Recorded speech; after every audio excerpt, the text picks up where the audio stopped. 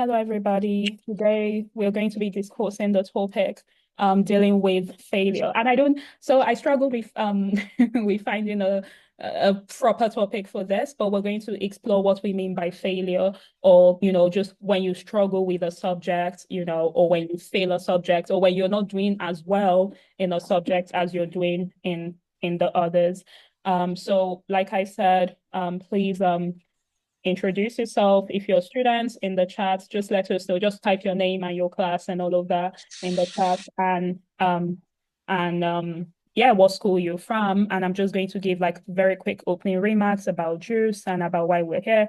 If you're not familiar with JuCE and what we do here, I'm Adele KK and I'm the founder of JuCE Africa. And why are we here? We're here because one of the most frequently asked questions for a secondary school student or a child in general in Nigeria is, what do you want to be when you grow up? And oftentimes there's just not a lot of support with answering this question. There's not a lot of insight into what's the career choice to make. So what are even the courses, or what are the professions out there I can study? But even when you know what you want to study or what you think you want to study, sometimes you don't know how to get there. You don't know what university to apply for. You don't know, in fact, sometimes you don't know the opportunities you have. And that's why JuCE exists. That's why we're here. Our aim is to expose you to as many careers as possible, so that you don't just think, I like to talk, so that means I must be a lawyer or I should be a lawyer. There are so many career options open outside of law if you like to talk. And nothing wrong with law, I'm a lawyer, but my point is there are many career options. And then finally, another really important thing that we do is to support you with university preparations. Again, the typical Nigerian secondary school student, you start preparing for university when you're in SS2, SS3. Many times it's already quite late, especially if you're trying to harness or if you're trying to get into schools outside of the country. You need to have been building your profile and your CV early, much earlier. And you don't do it just for school, but, a part of it is also so that you have a rich experience, so that you're not just going to school, passing exam, coming back, being, so that you also enjoy other things outside of school. So that's why JuCE is here. We're an NGO, and so our vision is to see a Nigeria or an Africa actually where the career paths of students are intentionally thought through, chosen and developed. So how do you come in, by being on this call, if you're a parent on this call, you can become a mentor. If you're the owner of a business, you can become a career partner. You can also tell others about JuCE. Most importantly, you can connect a secondary school student to JuCE so that they get insights into what we're doing, they get the support that they need, especially with the upcoming boot camp that will be a physical in-person event. So that's how you can, and last but not the least, connect with us on our socials, on the social media. I think there's IG, there's X, and there's LinkedIn if you're a parent. But so that's the gist for today. So we're going to be going forward. And I'm going to be introducing the speakers for today, but I'm just going to be introducing them by name. I'm not going to, say too much because I'm going to give them an opportunity to introduce themselves personally. So we have Emanuela Orizu, we have Benedict Dias-Tux, and we have Jin Jan. And they're going to be talking to us about the topic, how they dealt with, failing a subject or when they were struggling with a subject. If you're not familiar with how these fireside chats work, what we do is I ask questions for the first 20, 30 minutes. I give our mentors the opportunity rather to answer. And then as a student, if you already have questions, please feel free to drop it in the chat. We can start answering your questions. If you have questions, drop it in the chat. You can also wait till the end of the session, raise your hand, and then we give you an opportunity to ask questions. So feel free. It's very chill. There's nobody that's going to, it's not school, so nobody's going to beat you. There are no wrong questions. There are no wrong answers. So please feel free. So we're going to dive into the topic for today. Noella is a policy program manager at one of the, in fact, I've mentioned her company a few times today. So at one of the biggest I don't know, I think professional networking platforms.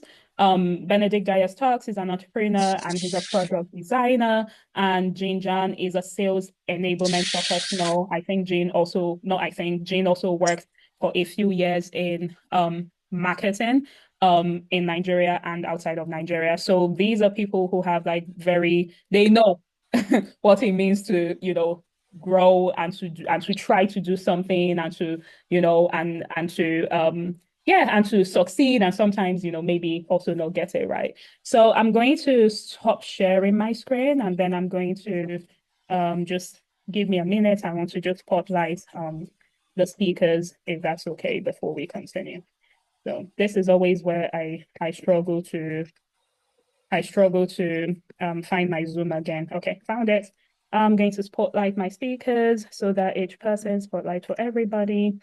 Noella, add spotlight, Benedict Dias, add spotlight, and I'm also going to add a spotlight for myself. How do I do that? Okay, add spotlight, and that is it. We're going to start. So, hi Noella, hi everybody. Noella, you're muted, right? So, okay, Benedict are muted, and Jane, you're already okay. So, hi Noella, hi Benedict, and hi Jane. Welcome, and thank you for agreeing to be part of this today. So I think I'm going to start by asking you guys to introduce yourselves quite briefly. Because this session is specific to secondary school students, the gist I'm most interested in is where did you grow up? What secondary school did you attend? What was your secondary school experience like? What what science, were you in the science, arts, or this class, And then so that we start off the session strong, what subject did you find the toughest? What subject did you struggle the most with? And just to give context, I've done something where I did a small balance of, I found one of the panelists, she's probably going to expose herself soon, but she was that kid who was good at everything. She seemed to be, she was good at music, she was good at, but one thing about that is that I think I always say on this platform that there are many people who, because they are good at everything, people think they don't struggle with something, or sometimes they get overlooked in some types of conversations.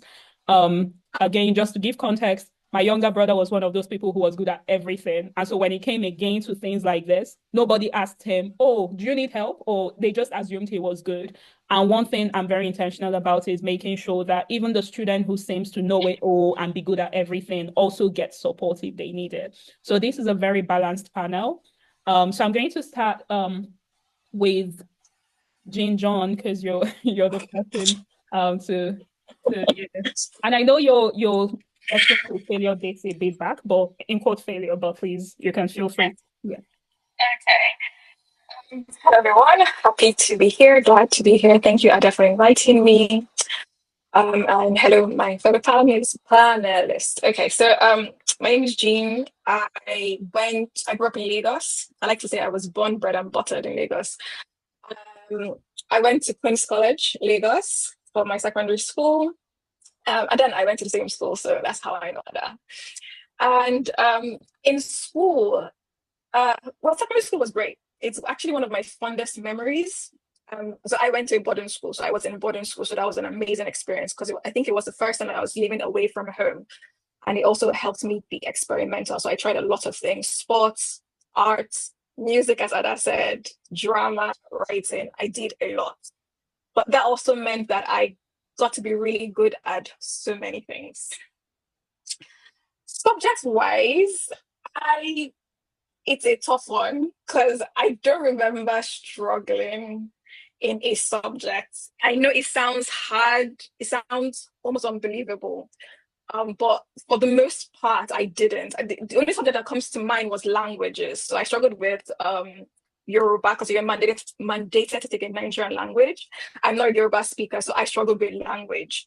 I also took French, and surprisingly, I didn't struggle as badly, or I didn't do as badly in French as I did in Yoruba. So, but ultimately, language was always a big issue for me, and it was where I always tried. I needed a lot of help, but again, because I was in Nigeria and I didn't think that I needed language that much, I didn't really pay it a lot of attention. So I just threw it off my shoulder and I moved on. Eventually, I dropped French and I did something to Yoruba that I don't think most parents want to know what I did. Like, I skipped it. I literally just skipped it in YX. I didn't do it because I didn't want I didn't want an F. Literally, I used to get an F in Yoruba year in, year out. And I just didn't want it to be in my YX. I just skipped it and I moved on. And thankfully, my university didn't really care for it. So it didn't matter. So I think that answers your initial questions, Ada. Yeah, thank you. Thank you. Noella, if you could. Yeah, sure. Thank you. So hi everybody. My name is Emanuela. Most people call me Noella. And I am okay, well, let me just start from the beginning where I grew up. So I went to school and grew up between South Africa and Nigeria. So there was a lot of moving around, which sort of affected my education experience at the start.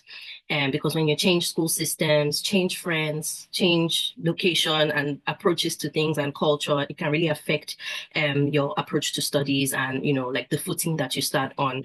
So I think that's just the start of the story. I started primary school, nursery and primary school in between Swaziland and South Africa. And then my parents decided that they wanted me to go to secondary school in Nigeria, right? They didn't want me to continue in South Africa.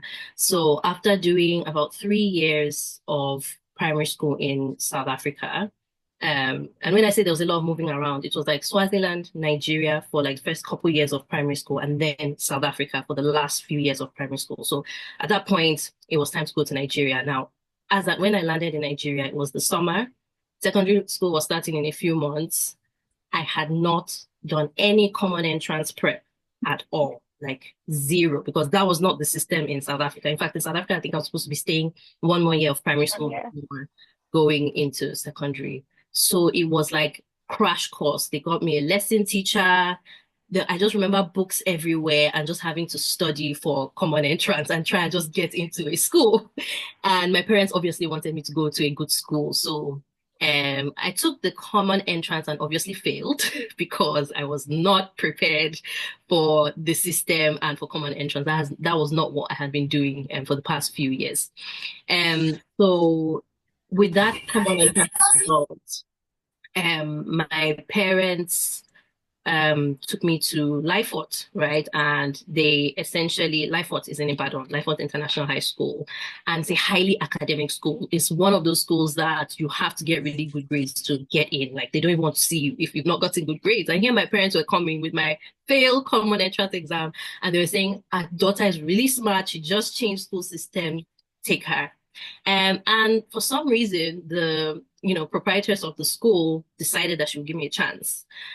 So I started off in Lyford with a bit of a bad perception just because they knew that, I hadn't actually passed, and they had put me in the class that later on I was to discover was considered the class for the people that don't do really well, which is sad. And it's one of the things about the school system in Nigeria, right? The science students are considered the smart ones, and the art students are considered not so, it's not supposed to be the case, but that's how it was. So I was in art class, even though I had a very technical sort of brain. And it was with time that they eventually moved me to science class. So it was when I sat Checkpoint Cambridge in year 9, which is GS3. Yeah, so you sit Checkpoint Cambridge is an external exam, and as at that point, I got the top grade in the whole class, and they used to rank us and post the grades for everybody to see. So like they will post the rankings and all the grades for every single subject. So that's how academic and like competitive they used to be in that school. So it was at that point that everybody realized, including the teachers, that, oh, this quiet girl that doesn't say much in class, that started in the art class, is now suddenly in science. So they moved me to science. They realized I got the top grade for everything. But yeah, I would say that was the general gist of the school experience. I was quiet, I wasn't one of the really outgoing or talkative girls, but I was quite studious, and I really wanted to prove myself. I wanted to prove that I could do it. So I would say I did do well across the board. But what I struggled with the most was science and was maths, right? So I didn't like maths, and it was more a mental block. So later on, we can discuss how I got over the mental block. But yeah, so I struggled with maths a bit and didn't really like physics. So those were the two things. And then just for context as well, I really loved literature, even though I was in science class. So we can also talk about how I managed to wangle, or my parents managed to wangle me doing all the subjects. Like even though I was in science, I was doing literature because they said, look, she wants to do literature, so there's no need to prevent her from doing literature. So that was pretty much it. I was, I think, good across the board, and it was a story of just really, really pushing myself and being studious and trying to do the best I possibly could. And Thank you, Noella. anything from your questions? No, that's perfect. That's perfect. Benedict. Oh, okay. Benedict just dropped off. I hope. Okay, he just dropped off. But no, like that was perfect, Noella. I think the next question I really want to ask, or Jean, I'll just go back a bit because I know you talked about like in primary school when you had the issue with mathematics and then you had a teacher who took her time. Yeah. I was hoping you would touch on that a little because I think it goes on to what Noella is saying well about like when you are perceived a certain way and then they put you in that. So can you just speak about that experience while we wait for Benedict so he introduces and we continue? All right. Well, no, thank you for sharing. I think that it was an amazing story to hear about that journey, and it's very. It reminded me about a few things. So to the story that my dad's asking about. So when I got to QC, I also transferred. So initially, I went to a private school. So a backstory. I did common entrance as well. My name didn't come out at all. My mother was a staunch believer in federal government school. So she said that she went to a federal government girls' school in the South, and she insisted that I must. Now, by the way, at the time that I had done the common entrance, I had done other exams to other schools. A few of them were private. Here's the shocking thing. I scored well on all the private school exams and made their list. In some cases, top 3. But I didn't get common entrance. I didn't pass common entrance. And it was the weirdest thing. And I think it was the first time that I really got really shook. Or maybe not the first time, like one of the last times that really shook me, because here I had performed well, but then the system wasn't working. It was my first encounter with the system not working or acknowledging my hard work. So after waiting, I went to a private school then for like a first term, and I assimilated ever so well. And then in the second term, there was what is called a supplementary list for Queen for the federal government schools, and my name came out in a supplementary list. So I then moved to Queen's College in the second term, and similar, got put in a class that's just like, you're not quite sure. They don't really know. They're not really sure that you are worth it. At least in my head is like, oh, you are the last batch of people to come into the class, so let's put you there. But then the first encounter that I realized was when we started in math, and I started scoring really high in math in my year 1. And back then, my teachers were very odd. They would name and shame you. So they would call you, raise you, stand you. And then beyond naming and shame, they also flog people that didn't pass. And it was such a very weird behavior for me, because in contrast, I didn't always like math. So in primary school, I actually was terrible at math. I remember I used to tell a story about my mom where I failed math in maybe primary 1, like flat out failed it. And throughout the summer, my mom would draw clocks on a piece of paper throughout the 8 weeks of summer and tell me, oh yeah, what's this? Like, I had the worst summer of my life, because she was trying to ensure that I learned how to tell the time, because apparently primary 1 math was on time telling. So she was forcing me to do that. But I eventually learned it, but I still didn't like math until I moved to my second primary school. So my second primary school was yeah, again, it was a missionary school. And I remember getting into primary 5, and there was this teacher who was just amazing. So she started teaching us about math, and she used to break it down and explain and show you how one step led to the other step, led to the other step, and the rationale. And it was mind exploding because I now understood. But even beyond her just explaining it, she would then come, she would explain to you why you failed it. It wasn't about shaming you, it was helping you understand the logic, analyze your own approach to answering the math problem. And under her tutelage, like that 1 year in primary 5, I went from hating maths and failing maths, or like being average in math, to topping her class in math. And it was that approach that I then carried on to primary 6 and carried on to my very first year in secondary school. So by the time I got to secondary school, and were dealing with word problems. So word problems was the main thing we used to deal with in year 1. And to me, I understood the logic of it. But the only reason I had that was because of that foundation of having a teacher who didn't care about shaming you, didn't care about just ticking and moving on, but actually was invested in helping you understand and helping you change your perspective. I don't think she started out trying to make me like math. I don't think that was her goal. It was, you are struggling with this because you don't understand it, and my job is to help you understand it. And that her doing that for me, even though that was primary school, by the time I got to my final year in secondary school, I was like, my math score were perfect. Like, I want to remember getting 100 in my year. And I forgot to mention, I'm not a science student, I'm an art student. So my teachers couldn't fathom why an art student topped the year in math when it's usually left for the science students. And I was happy to be an art student because I loved literature, like Noella mentioned, and I loved government and economics, but I also loved math because of that particular teacher and because of her approach to it. Thank you. No, thank you so much, Jean. Yeah, talking about topping the class, I'm going to come back to that in a bit. But Benedict, I want you to also introduce yourself, where you grew up, your secondary school, and then what you struggled with. Hello, hi, good morning. My name is Benedict Dias Talks. I'm from Plateau State, right? And I grew up in Plateau State for about 5 years and then moved down to Lagos, which was where I started the earliest education, right? Primary school was primary school basically, right? It was simple, it was easy, it was just one of those moments, right?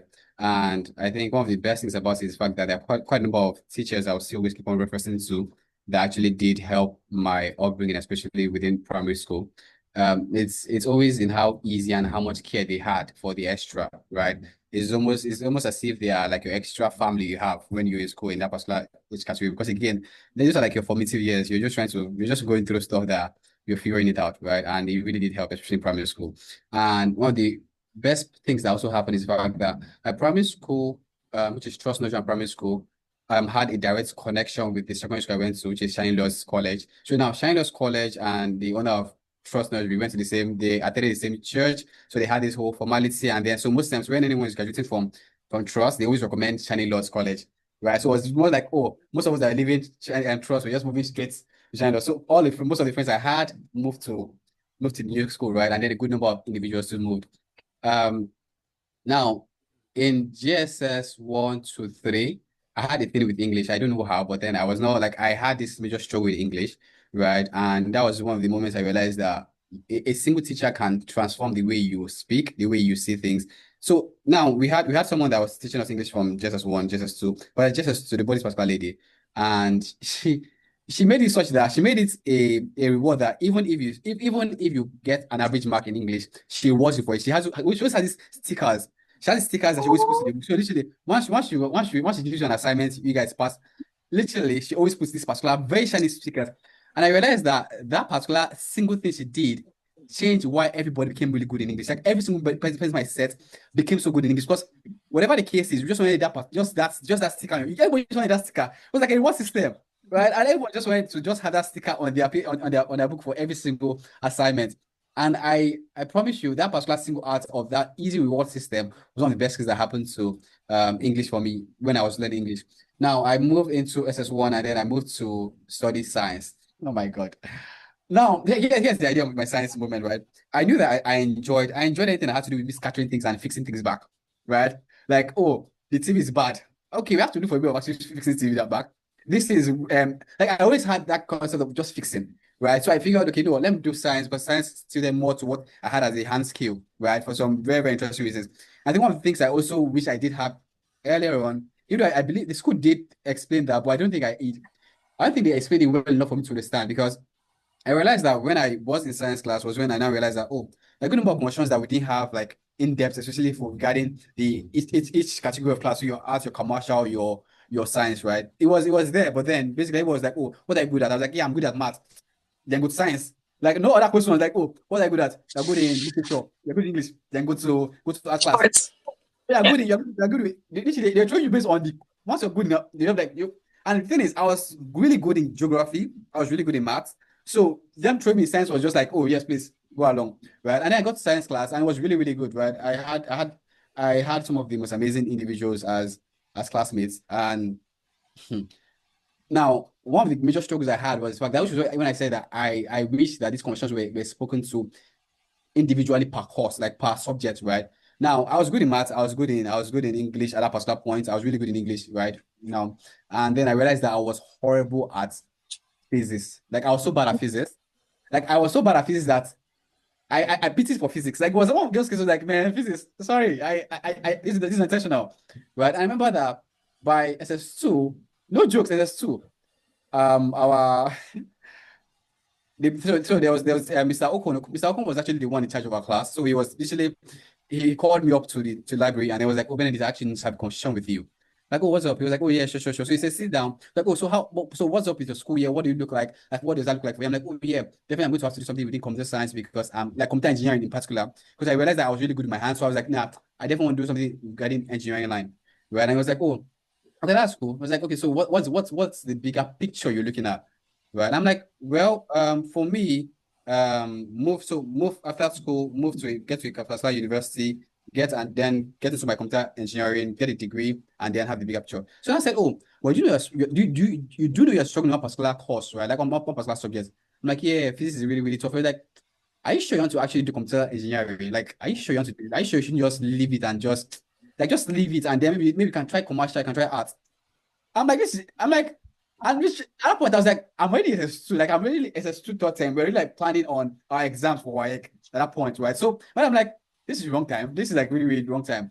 And I remember when it was done speaking, I remember I was like, oh, it was like, just consider it. It was like, well, I'm not trying to push out my class because he was also the person that taught physics and also taught, he taught physics and also taught chemistry. Yeah. So I usually tell him, oh, okay, that is fine. I'll think through it and then I'll get back to him, right? And I think one of the best things I did at that particular point in time was actually the resolution that I had to pass it regardless, right? That was one. Two was also the fact that I would always be grateful for the kind of classmates I had, right? I had a classmate, really amazing guy, Fuad. Fuad is Fuad is good in Fuad is really good in every single science course, except things that are outside of sciences. Like he's so good in every science course, but in other sciences, nah. So I became literally Fuad's best friend. I was still really good friends with today. And that was like the single moment that actually defined that particular moment because again, was really open to like explain things to me. Like because again, I realized that for me, I need an extra breakdown, especially when I'm struggling in particular thing. Like I can easily get things, but when I cannot get it, I need to be broken down all the way. You know how people like, oh, please explain this thing to me as if I'm five. That's who I am when I don't understand. So like, please go all the way down. Like I need to understand it like bit by bit, and then once I get it, I get it. Right. And that particular whole phase became like a very important moment for me because it changed a lot. It changed also even right now, changed the way I mentor individuals around my space, right? It changed a whole lot. It defined a whole lot. Even the reward system was one I also learned because again, at some point, even though I was much younger, I realized that even much older individuals also need some sort of reward system for what they do that's really, really good. Right. This is actually really good. So yeah, that's it. Thank you. Thank you, Benedict, for that very interesting share. I think the next thing I want to move on to is even if we've touched on the idea of the educational system, teachers and the impact of teachers, just to mention, I think one thing JuCE really tries to do is to make this like a tripartite thing. We want parents involved, we want educators involved, and we want the students themselves. There's nothing we do here, and after talking and encouraging students, and if they don't have teachers who are supporting and buying into the picture. So I'm really glad that we're already touching on some of these things. But I think I want to address the idea of our educational system and teachers a bit later. I want to come to the initial feeling you had when you struggled or when you failed a subject. Um, I'm going to go back and talk about when Jean talked about being so good at math. Jean and I were in the same class. Jean was always first position. I was usually like maybe third or fourth. And that third or fourth was usually math. In fact, I was so bad at math. I was so bad. In fact, when Jean talked about like flogging, the easiest way to get me to not listen to anything, flogging is far. Raise your voice at me. If you just, I'll just, nothing is inside my head again. I don't know anything. The minute you raise your voice, even in real life now as an adult, the minute you raise your voice, all the things I thought I knew, they just exit. So, and math teachers, for some reason, always with the cane, always so wicked. So I did not know anything going on in that course. Anything I did not know. In fact, I think SS1, there was a strike that happened. And when they then got their act together, we had a rush exam. I had 13 over 100. 13. And I'm sure they gave me that score because I wrote my name on my exam sheet. And what that meant is that even if I was a smart kid, I was going to repeat a class because if I couldn't get my grades up in fact, I needed an A and not just an A.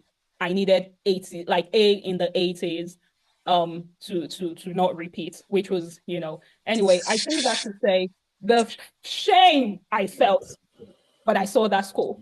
I don't know how to explain it. I don't know. And I wonder if it's the same for other people.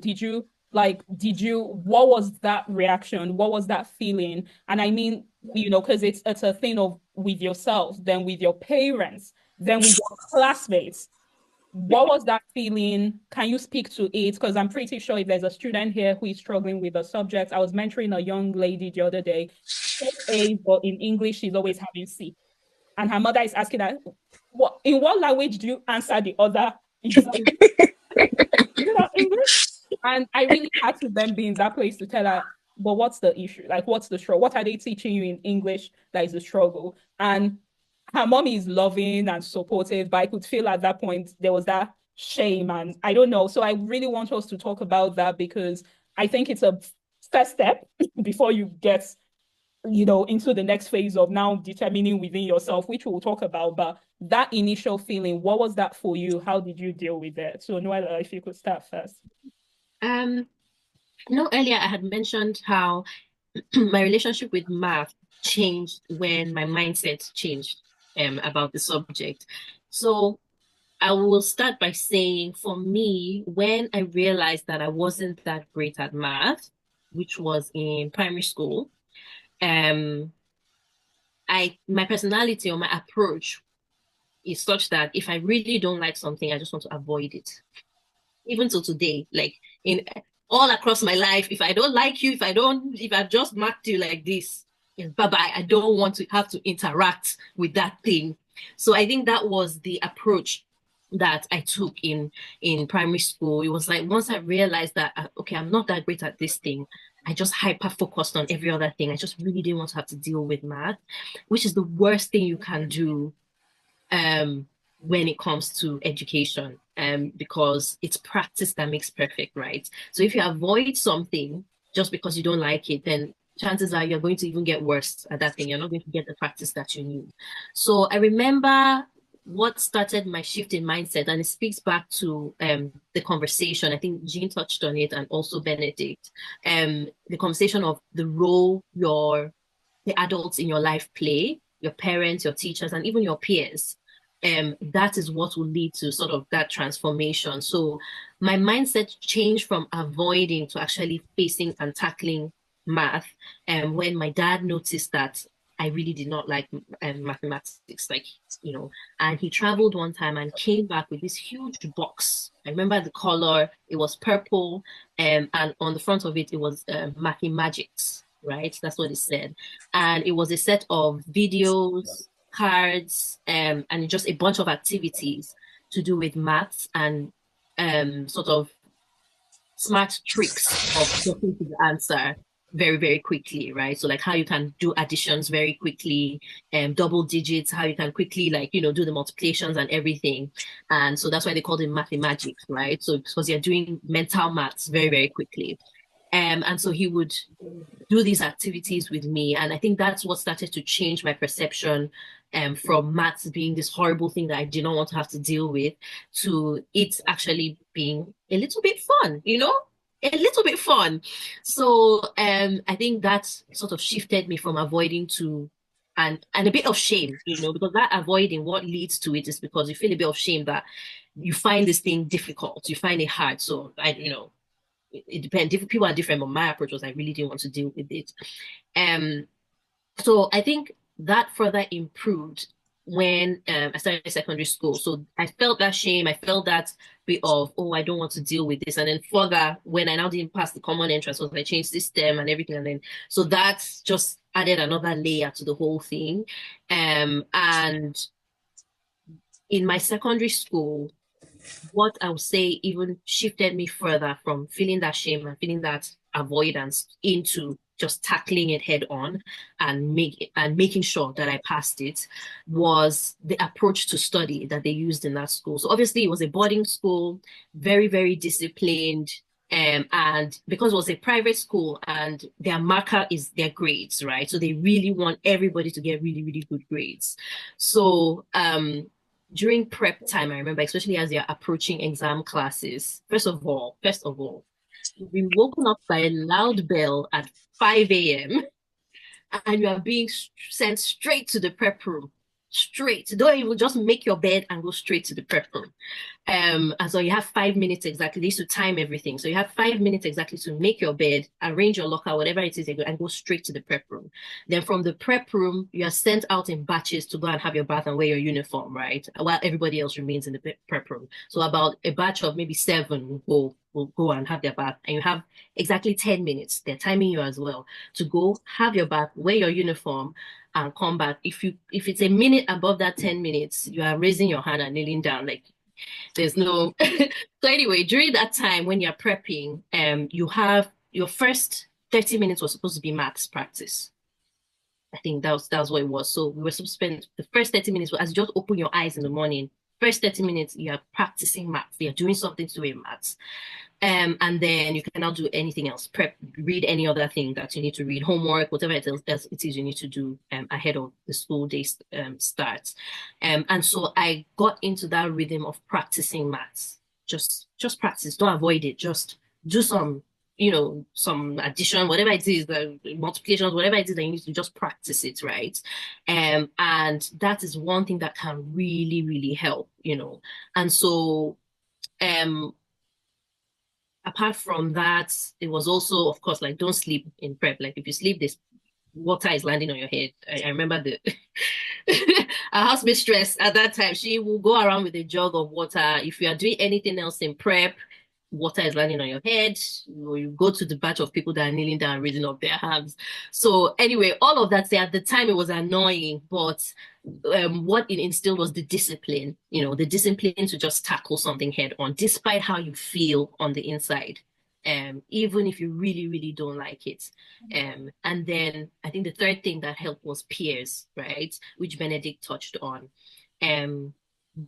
Interacting with and discussing the very subject that you do not like. Discuss that with your peers. And I think I learned that also from the prep system. The last 10 minutes was discussion time. So that was the time that you could now go. Before that, it's pin silence. Everybody face your book. But in that last 10 minutes, you could now discuss with your friends, discuss the homework, discuss whatever it is.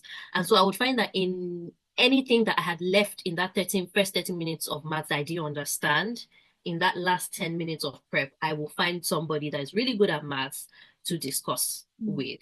And they will explain it to me. It's different when your friend that understands it explains something to you versus a teacher. It gives you various perspectives. And so yeah, that's pretty much how I moved from avoiding to tackling it head on. And I ended up with, I think math was my only B. It was a B, but it was my only B. Everything else was an A when I wrote the Cambridge exams. So Thank what? you, Noella. Thank you. I love that. I think I love that you combined like two questions as well, like that feel going from that feeling to how you overcame it. So if I guess with Jean and Benedict, if we can actually just tag team both questions. So I'll go to let me see, maybe Benedict. Benedict. Okay. Hi again. So I think I'm actually the only person that didn't go to boarding school here. I think I'm the only person that went to Dave because I've been hearing a lot of boarding school. So experiences are quite different. And by the way, Manuela, so much chaos. So that was a lot. Well done. Like it did instill certain discipline actually. I can't see it, but yeah, it was one what's noted.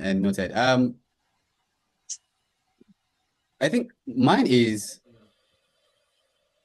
so at different stages, right? I had to struggle with number of courses, like a number of subjects in that particular context. I had to struggle with this, right? And the feeling at that particular moment, especially when and I don't know if I should say they should stop it or they should continue it, but the publishing of your result publicly, and then you're like publicly shamed. I don't know how to like I at that particular point, right? You just like imagine you mind your business and your classmate comes to say, oh more, you have failed, you have failed again. Like, dude, you have failed again. Like, what do you mean you have failed? Like, your result is actually out there. Just you can, just go out there and see for yourself. Uh, but that itself made, I think that itself made a couple of things, right? It made you understand, it made you know who is the best person, it made you know where exactly you stand, and then how you can actually do better. Like, there's no way, whether you're in whatever class you were, everybody knew who was good at what, right? So it made that particular conversation much easier. And that feeling was really one of those moments whereby I feel as if there was so much, I think I would say there was so much, first, it was the feeling of wanting to do better, but not even having the capacity to do better because you usually learn and understand so much as you do. Like the only thing you know is what you have been given, right? Because again, the teacher at that particular point teaches the best way he possibly can, and you can usually see your classmates having A's and you are the one having E. And you're trying to figure out like how is this? Why am I having like this disconnected so much, right? And then you will see that in other classes, you're actually having the A's, and then they are maybe struggling or they actually pair with you, right?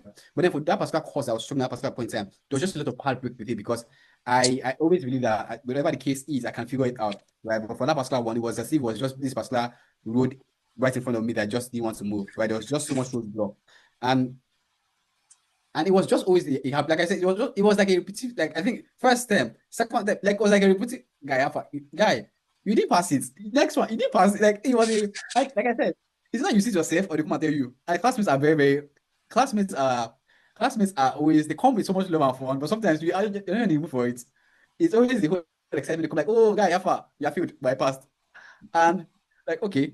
But I think moving forward after that, right? I think like I mentioned earlier, after the conversation I had with my teacher at that particular moment, one of the best things that still happened, I keep on repeating, is the fact that I intentionally decided I need to learn and I need to actually pass that particular subject. And the single conversation I had with Fuad at that particular point was just him saying, oh, I just said to him, oh, dude, I actually want to learn this course, this subject, right? I need to just get better at it. I was like, okay. Now, his mom always comes late to pick him up, right? His mom actually works in a different location. So his mom tends to come late, like mom tends to come like 30 minutes to an hour late, right? And then the way my household is such that you actually have permission, like you can easily like one of the best things about my mom is just give her a reason why. Like she just say, oh, mom, I actually need extra hours in school just to actually learn. She would easily say, yeah, no problem. Like she would always listen, right? So it was an easy case of me just saying that, oh, I need extra 30 minutes to an hour in school before coming home. So I might come home around, if it's like 4, so I come around 5. She was like, oh yeah, cool. And then I had that entire whole conversation with Fuad, and then we just sat down and then just started doing the whole breakdown. Now, one of the best things about it is also the ability to know that you need to learn, right? And also know that this is actually your classmate that can actually teach you. Because sometimes there's always that whole, why my classmates teaching me? We are all learning from the same teacher, right? But then that particular moment of just being humble and actually just taking it up on yourself. I actually need to learn from someone that is much better than I am and is also going to be a classmate. It's actually one of the best moments, right? And it took me through that whole period, and I realized that that was like the single very important decision I took at that particular period. And like I said, it shifted a whole lot going forward. So, and then I wrote WAEC, I wrote JAM, and I actually did pass. my physics class, right? And then it was just so beautiful because I realized that if I had not made that same decision, I most likely struggled. That's one, and I most likely had failed. I most likely had even failed. Like it would have been just been an entire conversation that would have gone sideways. Right? But that feeling with a classmate just changed it all, right? And I feel as if that's like one major thing. It's actually because across life in itself. But yes. Thank you, Benedict. Um, Jim, before you speak, I would just also like to give some perspective for myself. I don't know if there's any kid here who is the kid who, to your parents, you're the golden child. I grew up with 4 brothers and 1 younger brother, 3 elder brothers. Before I came, my parents had seen shit gay, you know? They had they had gone through it. Like boys, you know how raising boys and then there are 3 of them in close proximity. So my parents were going through it. And then I came, and initially I wanted so badly to be like the boys. Like I just wanted to play like them. And they're like, no, no. But the point is, I grew up being that child who was, I read a lot. So when the boys are playing, in fact, the problem my parents had was that I was burning through so many books during the holiday that my mother was convinced that maybe I was just skipping it. She's like, tell me what happened. I'll now sit down and she's like, oh, so I was that golden child in that sense. So being a child who then came into primary school, I was okay, fourth, fifth, sixth position. There wasn't that pressure to, but in secondary school, seeing especially when I started struggling, or when I realized how deep the struggle was, I just did not know I don't know how to process my results. I did not know how to my classmates, I'm a smart girl, you know. I think I came into SS1 and my classmates were like, yeah, that should be class captain. And I've shared it on JuCE before that. Before then, I did not think I felt like I was just some random child going around. I did not know people looked to me with some level of like, she's a smart girl. So I felt embarrassed. That time I got 13, and like Jim would say in school, he's like, oh, what did you score? What did you score? Because everybody's trying to see where you stand. And I did not know how to process being failing from the perspective of the eyes of my classmates. I did not know how to process failing in front of my parents because I was the golden child. I was a smart kid. I had my issues, obviously, which had to do with whether I'll wash plate or I'll not wash plate. Okay. But, academically, very golden. And then even with other teachers, like, I don't know, I felt like, oh, you're a class captain, you should be smart, and I'm failing math. And I was going to repeat, not because all my grades, excellent grades, but math. And even till today in life, I know sometimes people have had to tell me, Ada, so much pressure on yourself, take it easy. I think it's all the way back there. I don't know if there's a student here who maybe that's your scenario where you feel that shame because like even if you're not the golden child, maybe the shame you feel is that you fail everything. English, you fail. Math, you fail. Geography, you fail. Everything you fail. I want you to know that the tips that you're learning today, that you're sharing today, first of all, that shame, like Nola said, if you avoid or if you feel shame, I know that there are kids that because they're already failing, they'll now decide, I'll be a trans. In fact, I'll not even come to class. If a teacher asks, I'll purposely disrupt the class. Just know that thing is something that everybody goes through it, even in quotes, the smartest students. And just know that if you give yourself a chance, the way Benedict and Noella have said, you might not get A1s or immediately because it's a labor, but I think in time what you find is that you do comparatively better. So that feeling of shame or avoidance or like it will come, but don't let it become your association. And I think one thing I love that Noella said is any behavior you think you're exhibiting today with math, or it can be prep, or anything you think, oh, it's just math. Who has math even helped? Oh, I'll just become a content creator. You exhibit that behavior in real life if you eventually become a CEO of Spotify or Apple Music or whatever, that same behavior, you'll be exhibiting it. And you'll be horrible. People will be like, this one, anytime there's some time for something hard, they don't know anything again. They're only the fun bus. The point is, whatever you don't deal with now in secondary school, it will come back to bite you. So like Noella said, like Benedict said, determine in your mind, you know. So I just wanted to give that context of shame, because like that shame, it was serious for me. And I don't know if Jean had the same, but I'll pass that to you. Sure. Thank you for, again, that background, that context. Do you remember I said that the very first time I really failed or realized that I failed something was that primary school when I failed math, and we were being taught about telling the time. So when I failed, I didn't recognize that I had failed. It was just another exam that we had done, and I took it home. So I didn't immediately have shame. My mother's reaction to me created shock for me. I was like, of course, not in this adult nature, but I was surprised. And so that her reaction created first shock. Why are you so? And then began to create or grow shame. So it was her reaction that then built this. And so I'm saying it because as parents, you want to be careful how you handle failure, because consciously or unconsciously, you can create the environment that can deter growth or nurture growth. So my mom then took that to then focus on helping me learn, which was positive, right? And it helped me overcome that initial. But again, I subconsciously took on that, oh, you shouldn't fail. And then that began to build my initial view of pressure on myself to pass and to be, quote unquote, perfect. So that was the first experience. And then I move on to the other primary school, and then I get to that teacher where I don't do well in her course. And her reaction to me is more of, oh, okay, there's a gap here. Let's plug that gap. And then she gave me a different view of how adults can handle failure. I was going to talk about something about systems and how it helped. So that particular teacher created a system, much like Noella was talking about in her prep. She created a system of morning breakfast. Now, as a child, I love breakfast. As an adult, I adore breakfast. Did you notice the switch from like to love?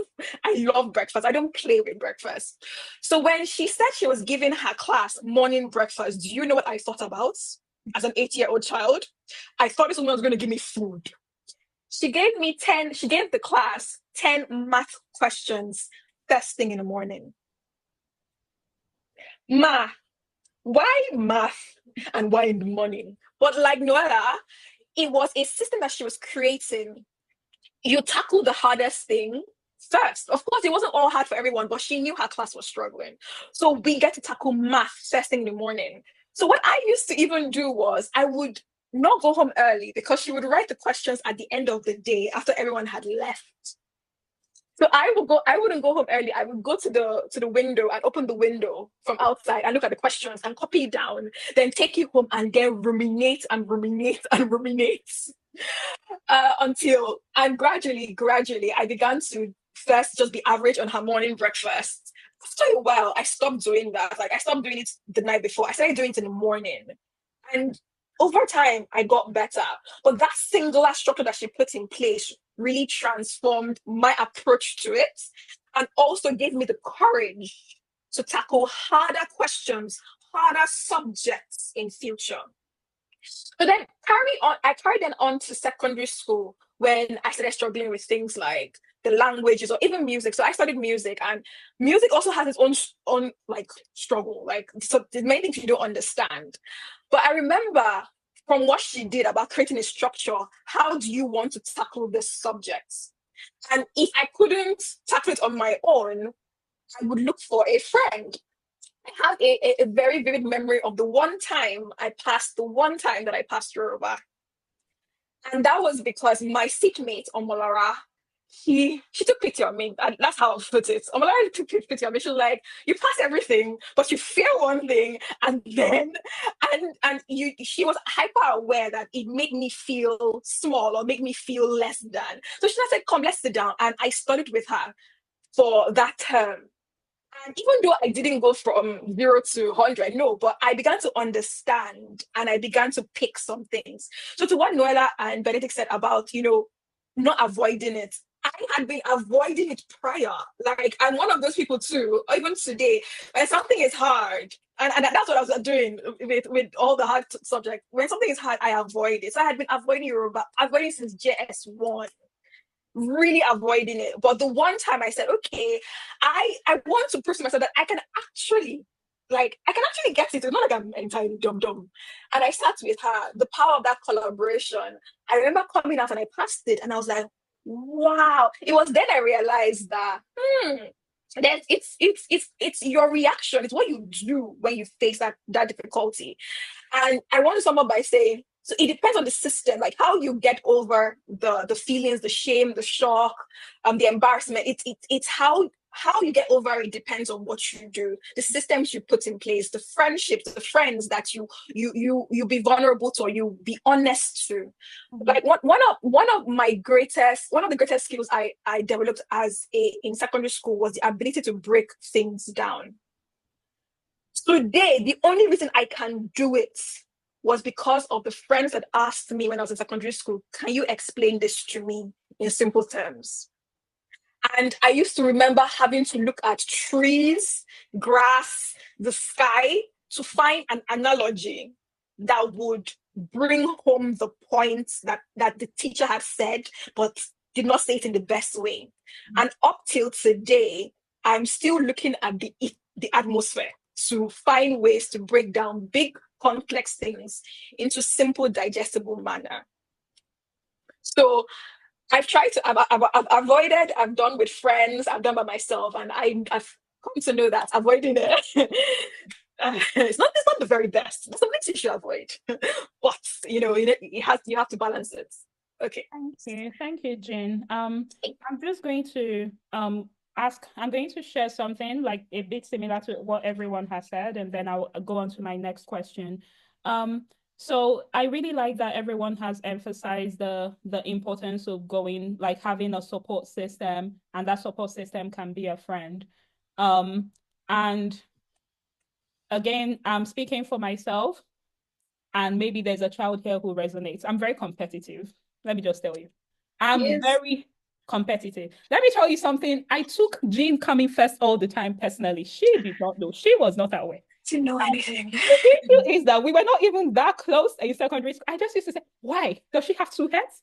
And my friends never need to do the does she have two heads for me. I did it for myself. You did it yourself. I did it myself. And so that year, it was first term 13 over 100. Second term, I think I had like 67 over 100 because then their test. But the point is I'll still fail and repeat if I do not have 80 something because they take the average.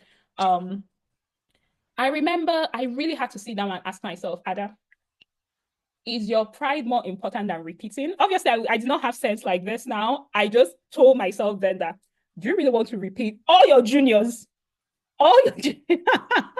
And I remember Jean says she does not remember at all, which is the funniest thing. But for a whole term, 1 hour a day, and this was, again, I think I've shared this a lot. My dad would always say, anything that you find difficult, and I love that it was also the system with Noella, your waking hours, do that thing for 30 minutes. Okay, he's like, your brain is fresher. And again, this is why I'm going to be a bit of a mom and a parent and say, this is why sleeping is so important. I know now you're pressing your phone, you're scrolling, it's sweet. It's just, you get lost on TikTok, you're scrolling. But there's a beautiful thing your brain does when you sleep. Something even in real life now as an adult, things you think, what am I even doing? What is going on? You have a good night's rest. You sleep 6-7 hours. You wake up. You think about that thing again. First of all, if it looked so horrible before, when you wake up, it doesn't look as bad. Okay. So if you're a student here who you spend all night scrolling on your phone, it's fun. TikTok is for me, Seth. I do it sometimes, but honestly, you need to try to sleep, shut down your brain, let your brain rest, and attack it first thing in the morning. But secondly, if you feel a certain way about asking somebody, please know, first of all, that there's no shame. that's the funny thing. I was so ashamed in SS1 asking Jean for help. 1 hour a day, I would go, I'll sit between her and she had this friend, Jasmine, that always sat next to her. I'll sit between them and they would explain stuff to me. One whole term, she does not remember. I remind her and she's like, I don't remember that happened. I was so ashamed. I was so like, oh. So now that she'll now think, nobody cares. That's something else I say here. Nobody cares. You see all these things you do in secondary school, maybe you feel that I'm failing. People that no, see, in 10 years' time, we come out of uni. What matters is what you've done with your life. And this is why we preach about career, so that you're in that place where somebody sees you, they're like, oh, Ma, look at this babe, look at where she is, look at this guy. No, all these who did you go and ask questions? Who did you ask for support? Nobody cares. I remember Jean with fondness and kindness in my heart because of how she helps me. She does not remember, so she doesn't judge me. She does not think of me as an olodo. Benedict remembers Fuhad with fondness in his heart. I'm pretty sure Fuhad does not. If you ask Fuhad now, like they're guys, so I really like to bring it down to that level for secondary school students, because I know sometimes when you're in secondary school, everything looks so big and you feel so ashamed or you feel shy, So just know nobody cares like that. I think the last question I really want to ask before I give opportunity for please, students, if you have a question, just already type it in the chat or let us know in the chat you have a question. If not, then we can also wrap. I think the last question, actually I have two, but I'll ask one and I'll throw it open in case there's anyone who wants to speak on it. If there is a student here who has done these things we spoke about, okay? They have asked for somebody for help. They have woken up in the morning. They have done many of these things, okay? Because we're saying it like it's magic. You wake up, you do it, if they have done all of this and they still find themselves struggling, maybe they're not failing, maybe they're not getting F, or maybe they're getting F, but maybe they're still so like deeply struggling so much. Okay. What do you have? Like, was that ever your situation? But even if it wasn't, what in your understanding or what you know today can you advise them to do? So if there's anyone that knows and can tackle, I want to leave it open. If you're doing everything and you're still failing or struggling, you know what? Maybe I'll start just to make it easy.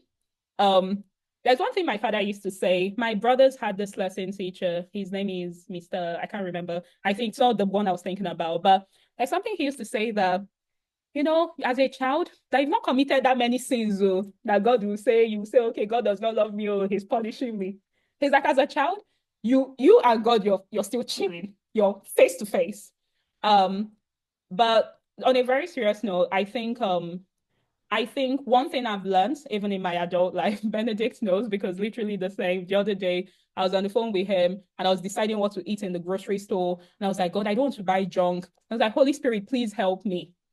And he started laughing at me. And he now said, you don't ask me to help now. It's Holy Spirit, so I cannot get involved. I was like, okay. But the point is, as a student, as a child that is here, I just want to encourage, there's the place of working hard and, doing all of that personally. And I'm saying personally, but I think there's also that place of just saying, God, as I open this book, you don't need to pray and fast and bind and cast, as far as I'm concerned, for this type of thing. You just say, God, as I open this book, help me to understand what I'm even reading. Okay, help me that when Jean opens her mouth to say, help me to get it. Help me that even if I don't get it, when I get into the exam, the one I write will be the one they want. I know it sounds funny and all of that, but I personally found that also, I wasn't, in fact, in secondary school, I barely went to, they called it chapel. I don't know what was it chapel? I can't remember, but I barely even went. But one thing I know is that I just saw my intelligence or whatever I had as God's gift. And I was very quick when I was struggling to ask. I would just say, so that's probably not very practical, but that's an element of faith that you can bring into what you're doing. Don't think you have to do it all alone and you're on your own and you have to, now they've taught you. I'm just saying it can help you. Okay. So have that in mind, that there's the whole host of heaven I don't believe in the universe and all these other things, but if you do, but my point is there's a whole host of heaven to help you in case you struggle. If you keep struggling, and maybe the next thing is then maybe actually, apart from your friends, go to your teacher and just say, Ma, sir, this thing you're saying, I don't get it. I know it's not very regular in Nigeria, but increasingly people are getting tested for some I don't know the proper word to call it, like Yes, learning learning struggles and all behaviors. of Yes, that. And learning trouble. maybe Yeah. it might be the case. Maybe that's the situation. And the point is, if that's the situation, you would get help for it. I remember the first time I took an exam outside of Nigeria, and I saw that some people got extra time. And I asked why. They said because they're dyslexic. I said, which one? Okay, now, so I cheating because me self, I can ask for extra time. How do I know? And it's like, and they're like, no, they need extra time to read the questions, because and I was like, yeah, I don't know. I feel like it's cheated, but obviously I was so young. But the point is, the world is increasingly, especially in Nigeria, we're increasingly being open to some of those things. And so maybe that's also a situation where you can explore. If and only if you've tried. If you've not tried, don't assume, because I know it's the new cool thing. I have ADHD. I'm dyslexic. That's probably not the case. But I don't know if any other person wants to like throw light on this question potentially. Yeah, I can go.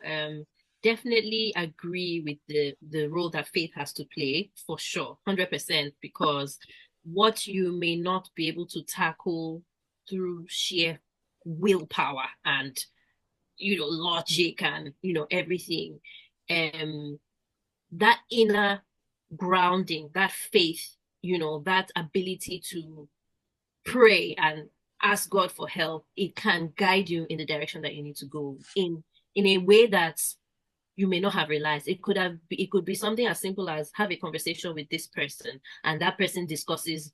I know that definitely happens with me. The very thing that came out, that's what I'll now have discussed with someone. And so there's definitely a role for divine guidance, the guidance of God. It's not something you're supposed to just do by sheer willpower alone, right? You try everything, you try your best, but also commit things to God. Um, and then aside from that, I would say one thing that helped me when it felt like I've tried everything and I'm still just not getting it was actually at university. Nothing prepares you from moving from the Nigerian system to going abroad and you're realizing the style of learning is completely different. It's not about like the answer, like the book, you put the exact thing in the paper, exam paper, the way you saw it. No, and I studied law, by the way, so you were expected to write and write a lot, right? But I would say one thing that really helped me was changing my approach.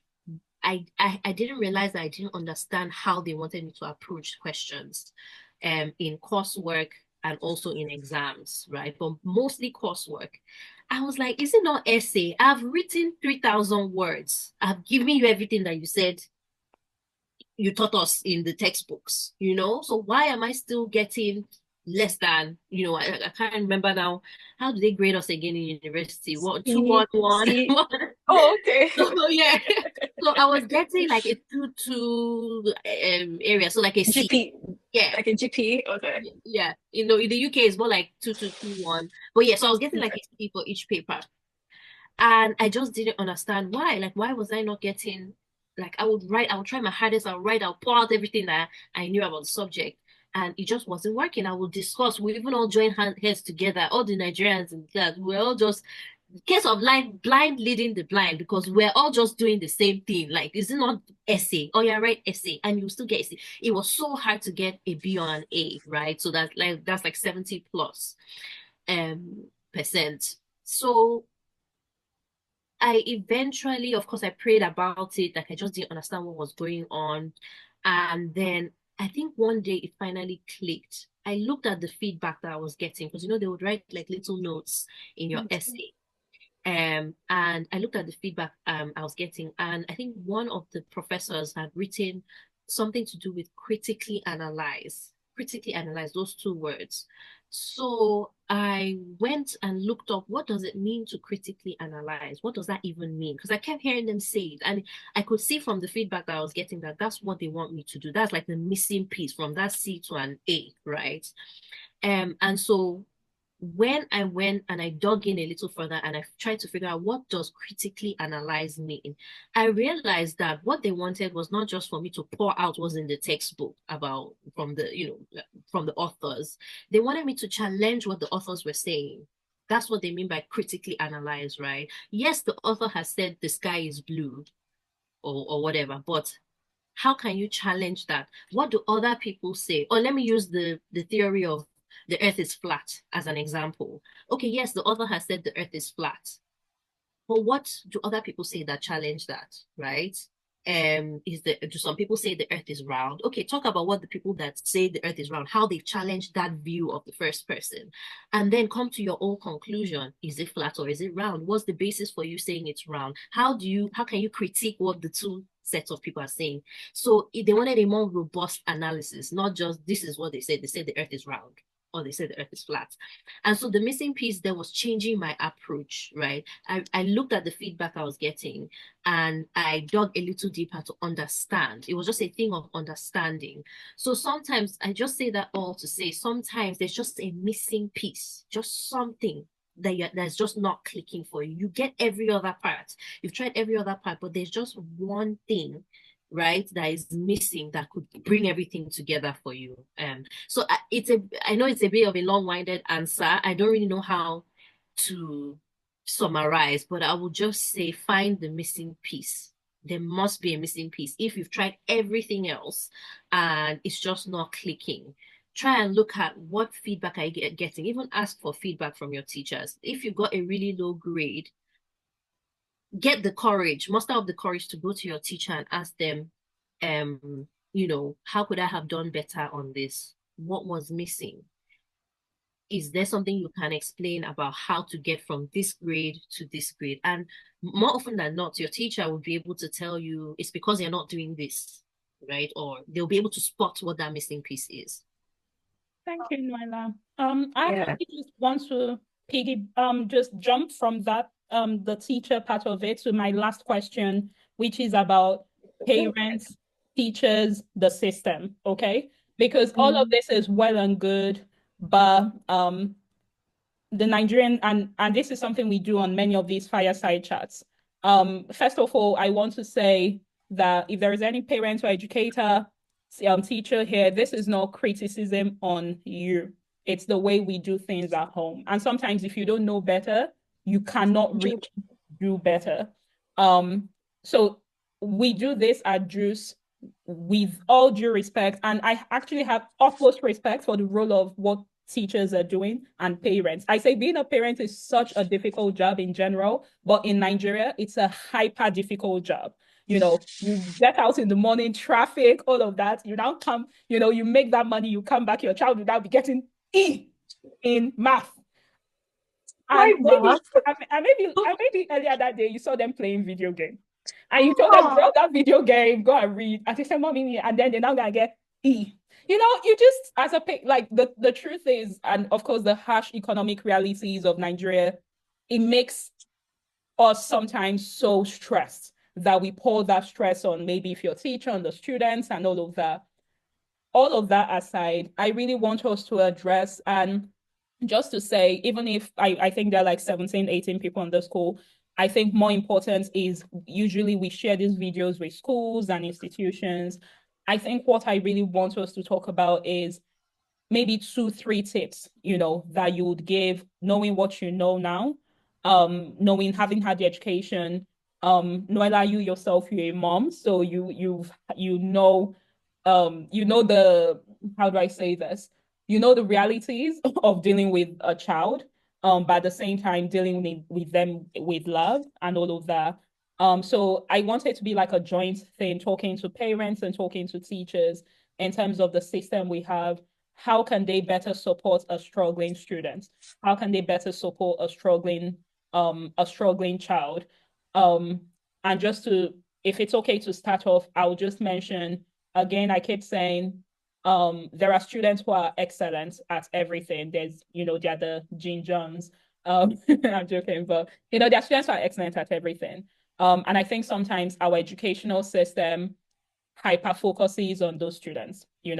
When it's time for literally and debating society, they'll call them to go and represent the school. When it's time for jet club, science, they are the same ones. When it's time for just outing, just wear uniform, sit down outside, represent, they'll call them. And sometimes all of that hyper focus on the few, first of all, you leave out the rest. But secondly, what you tell that child is that you're not worthy of being engaged with. And it's a small psychological thing, but it's a huge deal. We've spoken about this when we spoke about leadership in secondary school and why it's important to try to hold leadership position.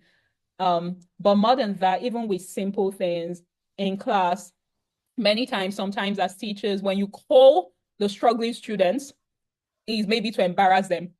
Maybe you saw them, you were teaching, you saw them doing something else. You don't call them with love of, oh, Ada, listen up, because this is something you struggle with. So let me explain it to you now. You call them that, you see, now you are doing nonsense, The point is, and I know it's difficult and, it's difficult, but I think my first call will be to, and it's difficult we went to government schools, Jane. So in fact, when we went was one of the good times when there were 30 of us.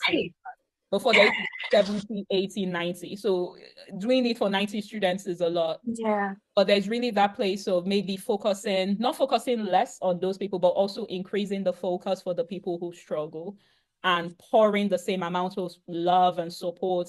And really, again, not calling them in class to shame them, but calling them to, as a teacher, you even know what what distracts that student.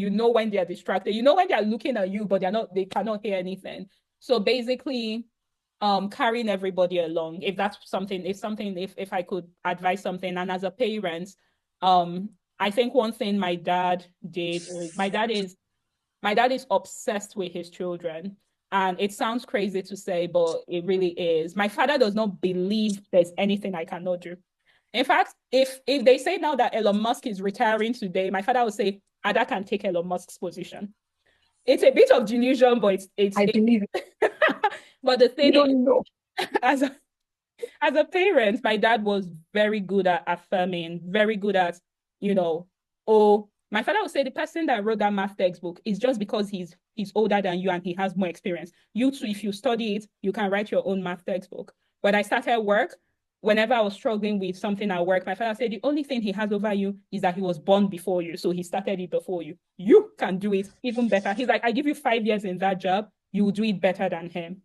My point is, as a parent, again, it can be hard, even when your child is struggling, to keep affirming them.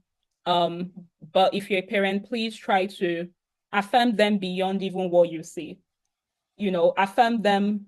If they're struggling with math, tell them, you're so, and if they're struggling with math as it's written, try to find elements of their lives that are mathematical, that they're excelling in. And you say, you're actually really good at this. You're actually so smart at this, I think that's something I'll say. I think there are other things, but I want my speakers to speak on it, but affirm, if you can. Jean, I would pass on to you. Affirm, yes, you are absolutely right. I agree that affirming is important. It's necessary. The second thing that I would add, or the next thing I would add is, I think it's similar to what Noella was saying about mindset. So remember when I said about when I first failed, that I had no shame. Nothing registered in my brain as shame. One of the things that I've observed about learning or being in school in the Nigerian system is that failure is heavy, is looked upon as a bad thing. But failure is a part and parcel of life. We fail, we succeed, we try again. Failure is actually the spring, it's actually what should make you try again. Mm. But in the educational system that most of us went through, failure was seen as a dent on your person, on your personhood. Big grammar. it was a bad thing that was like a medal, not a medal, but something that put on you.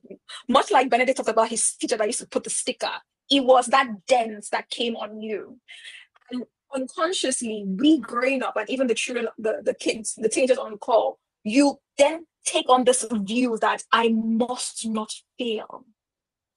Now, that is the mindset that I want you to change. Failure is a reminder that you have something more to learn. It is often said that the day we stop learning, we die.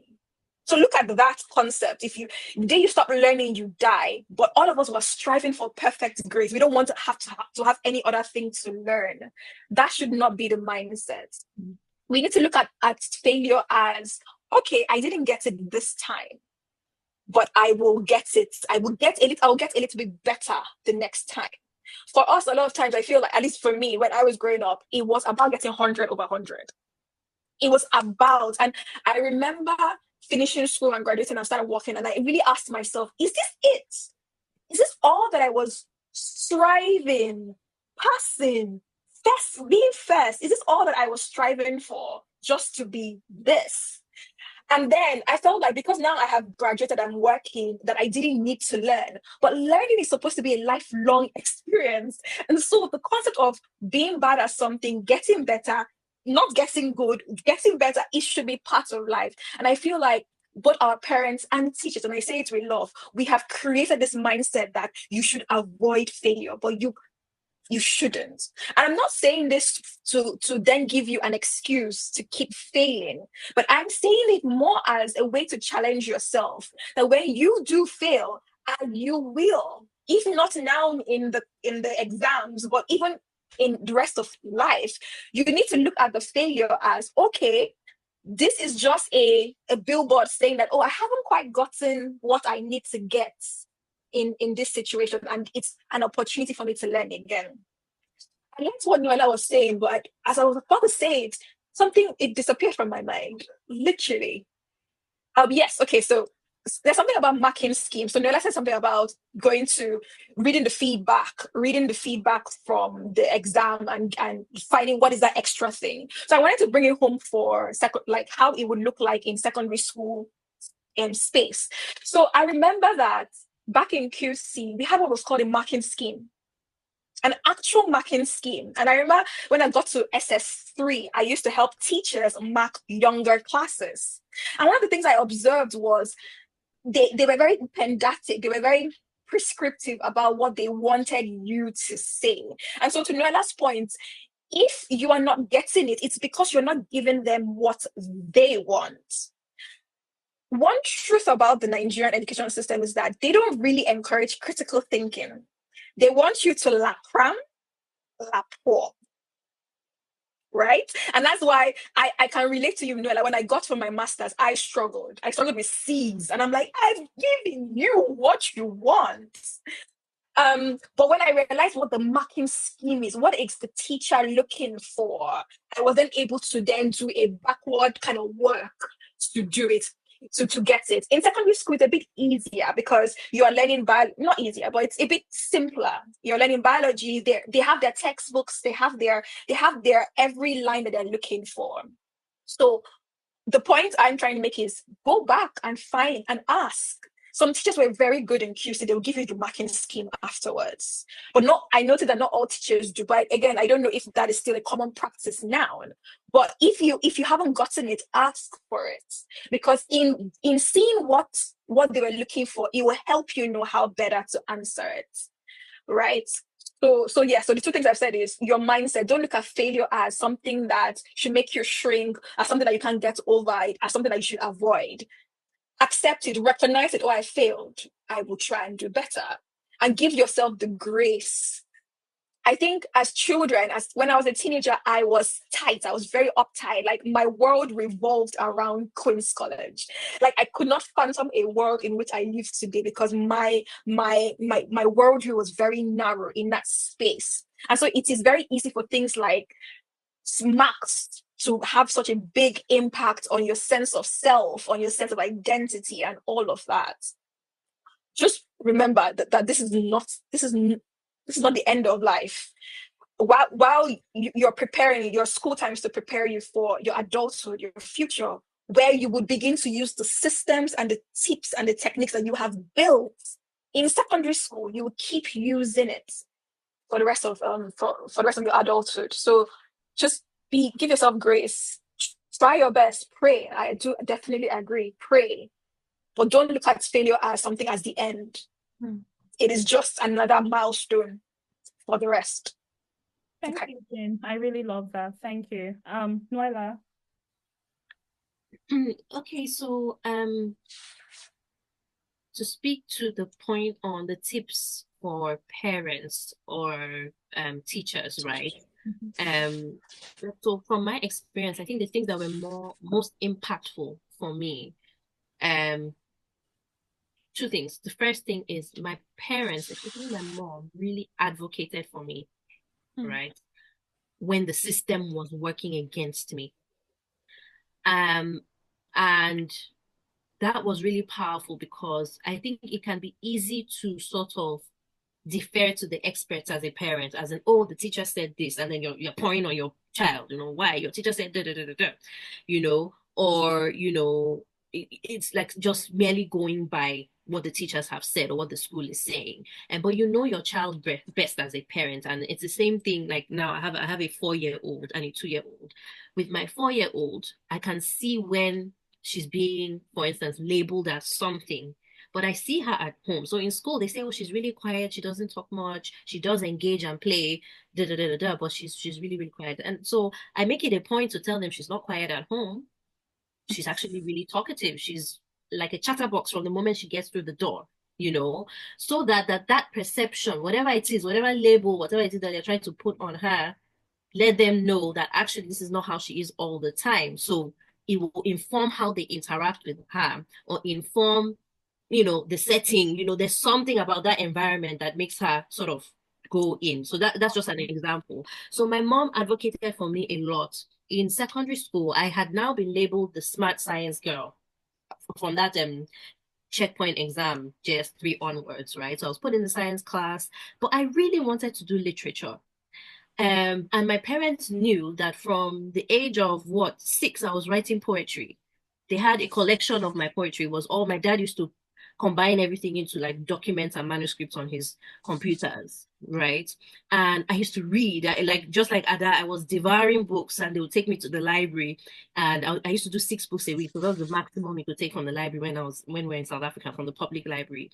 So I would make sure I finish all 6 books, novels, not like small books, but all the novels, so that I can now like renew and get another set of books. So how can you now, as a teacher, say my child cannot do literature? My parents knew that is not possible. This child has been reading and writing and enjoying literature since she was really young. So my mom actually came all the way from Lagos to Ibadan when they were insisting that I could not take on literature. And the reason they were saying that was because during the checkpoint exams, I think these 2 subjects actually clashed, or they were clashing in the school calendar at present. So if you want to prepare for the exams, how do you now want to like do 2? Like you'll be missing classes. So my mom came from Lagos to Ibadan to the school, and I remember me being sat with her in the director of studies office, and the principal was there, and they were discussing, and they were like, look, madam, it clashes, blah blah. And my mom was like, that's not a problem. She can attend one class and attend the other, as a school, find a way for her to be supported in taking this subject, right? And so eventually they agreed, and I was able to go ahead and do both subjects. I used to switch the class. So I would, even though I was in science class, sometimes when it's time for literature, I'll go to the art class for that time. And it was like the highlight of my day each time, because it was like a break away from like the super science.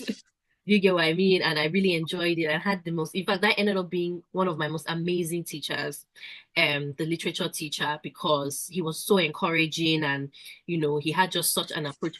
I didn't realize that a lot of the analysis and critical thinking that he would use to approach, like, opening up a text, for instance, like there's 4 lines of poetry, but how does that open up? How do you analyze each line? I would apply that later on in life studying law. you know? So yes, the first thing I'll be like being your child's advocate, despite what you're being told, you know them best as a parent. Advocate for them in that regard. Of course, you're balancing what the school is saying along with what you know of your child and what you want your child to become, what you believe about your child, you know.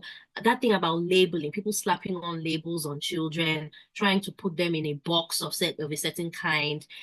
I think you have to be very careful about that as parents and making sure that actually your child is not boxed into any type of thing and they're being given the support they need. And then the second thing I will say is I had mentioned earlier about my dad getting the mathematics box and doing that with me.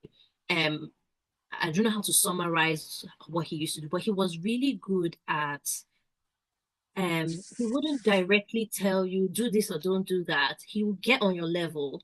That's the approach my dad used to take with me. And so he used to invite me into what it is he wants me to be interested in. So rather than saying, read your book, do maths, da da da da da, he got me something that was fun and that he would be able to engage with me. So that time and intentionality and the ability to really come down to your child's level and engage with them. It's the same with news. He used to always call me when the news was on. He would call me from wherever I am in the house and say, come and watch the news with me. And he'll ask me what I think about certain things, you know. And sometimes I say, oh, daddy, that's boring. Like, I don't want to watch the news. And he's like, no, it's important to know what's going on in your world. What do you think this means about this? So today, like when I go that news that I just know daddy's about to call me, but I didn't know that was a way of him sort of making me think outside of my small little world, right? He used to point me to books as well. My parents had a home library. Sometimes he would choose a book from the shelf, something that has nothing to do with anything that I'm interested, like just completely abstract, philosophical, you know, just something random. And he'll say, read this and tell me what you think. And then when I finish reading, he'll come and ask me questions about what I read in the book. So it's not directly academic, but he was shaping my way of thinking, of approaching learning, of being curious about the world around me. And that went on to later inform what I did in my master's. I ended up doing international affairs with a focus on global security, completely different from law, but those things planted that seed, you know, knowing what's going on in the world around me, knowing global affairs, all of that, it's all tied together. So it's really such a formative time. And I feel like every little intentional thing that we do as parents, it really does shape the child, even if like they're rolling their eyes and like don't want to just be interested, or it's like you're dragging, I don't know, they say you can drag a goat to the water be, but you cannot make it drink the water. It's like you're dragging goats to water to drink, you know. It can be quite hard, quite difficult when as a parent you're trying to get your child interested in something, but it goes such a long way. And so those are, I think, my two sort of tips for parents and even educators. Yeah. Noella, thank you. Benedict. Yes. Noella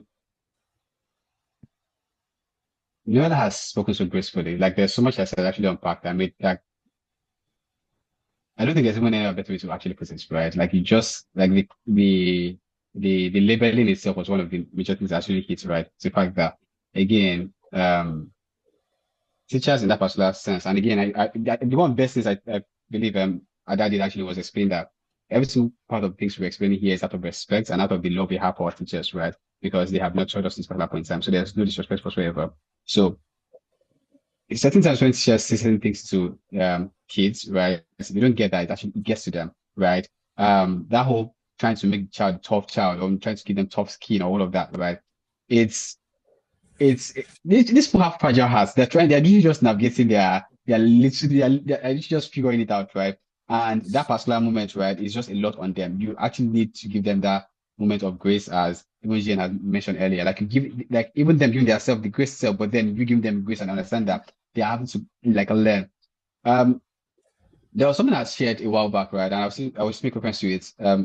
So I was in the queue to actually get food in a nanny tree, and then one of the person that actually going to serve us was actually struggling a whole lot, right? It was really like, it was clear that this person was struggling to actually even get the figures done. And then, and then straight up there and then, one of our colleagues, he called on the supervisor, and the supervisor was like, oh, why are you struggling this much? And he was like, oh, that he actually wasn't around when they actually upgraded the system, and he actually needs some bit of clarity. And the guy was like, oh, no, like, you don't need this much level of clarity, like, it's just the same thing. And the guy was like, I really need this much level of clarity, right? And it was clear that he just started. And then my boss turned to me and was like, do you know that this guy actually forgot that he was learning at some point? Like, he forgot that he was learning. Like, there was a point where he learned. Someone put him 300% of learning, right? That particular core of actually being able to learn, right? People get to forget. So teachers in that particular context forget that there was a point in time whereby they struggled and they had to learn a couple of things. The particular core of actually failing and actually understand you have to learn is so important that if you don't get it, you're most likely making excuses and actually giving faults and tags at kids that are just trying to figure it out, right? So that particular upbringing, that leads to conversations you would have with kids is so important. One of the things that hits me too is also the fact that when it comes to kids spend a lot of time with in school than sometimes they will spend at home, right? That conversation that happens a lot, right? Which is actually where parents come in. I really, really, it's not so. I really, really keep on employ that parents shouldn't wait until it's either parents meeting or with one particular special occasion in school for them to actually get involved in the life of their kids in school, right? Because again, when they're outside school, you have that whole conversation with them, but then when they're inside of school, you actually need to have a good and a very, very close relationship with their teachers, right? It really, really helps. It really helps the conversation, it really helps the relationship, and it really helps build and even help you as a parent when your kid comes home and then complains about a particular thing. You can easily click it on that thing that they must have said, right? And also even the other side of the conversation, which is when even your kid is struggling with something and then they come home to actually ask you, how can you go about this, right? It actually forms a certain sense of bond because again, if you're able to help your kid out when they're going through struggles, there's this particular certain sense of bond of that figuring it out together that happens, right? So that whole conversation needs to happen. Back to what Jen has said earlier, you need to give yourself grace. There's no way to say it, but you see, you cannot figure it all out. Like there's no. I wish we all knew this earlier on. Like all of us, we are right now saying, oh, do this. But I promise you, we are all in our own heads, right? You just give yourself grace that you're doing this, you are trying your best, and always keep on intentionally trying your best, right? Always keep on trying. Like you get individuals that will study this and actually get to do this in different fields together, right? It's simply because again, life has its own different trajectory. But right now, since you're in school, give yourself grace. Like do what you can, do the very best you can, ask for as much as possible, and also like we actually rightly put out there, pray on this whole thing, right? I want to strongly pray on it and actually have yourself actually go through the entire process. It will get better. It always gets better, right? You always get better to it. So, yeah, thank you. Thank you so much. Thank you so much, Benedict. I'm just going to go because we're very much over time, but this is one of those sessions that I don't like to rush because there's usually like a lot of support that is needed. It's not just somebody talking about what they do, their career. This is real life for students, and many times there's no place they can really discuss these things or ask the questions. So I try to take my time. A parent has asked in the chat if a student, so we're moving on very quickly to Q&A. If a student knows the answer but has a problem writing it down, how can that child be helped? Okay. And then another person has a question that says, from my experience, I've noticed that one thing that makes me get lower than my expectations is overconfidence about that particular subject. How do I overcome overconfidence? Okay. This is a really interesting question. That's the final question. Third one. My name is I don't want to mention the name because it's recorded, but what do you do when you put in effort, but your parents are never satisfied with anything you do? If you get an A, their response is, why is it not 100? What do you do? I'm going to throw the questions open. So, Jean, because you're with your camera on, I think Noella and Benedict. Okay. Jean, Okay. start us off. You can tackle all, or you can I can tackle all. Well, wow. Most strongly about Yeah. What I feel most strongly about. Oh God. I think I would try number 2, the second question about overconfidence. A healthy sense of confidence is good. The person actually then said overconfidence. So it's almost like they're self-aware that they are overconfident. Before I even give an answer, my question to them is, what does your overconfidence make you do? It's like, what are the actions that come out of your overconfidence? And the reason I'm asking this is because if you're overconfident, does that mean that you don't study? Does that mean you don't prepare for the exam or the test or whatever it is? It is remember I said something earlier about the systems you put in place.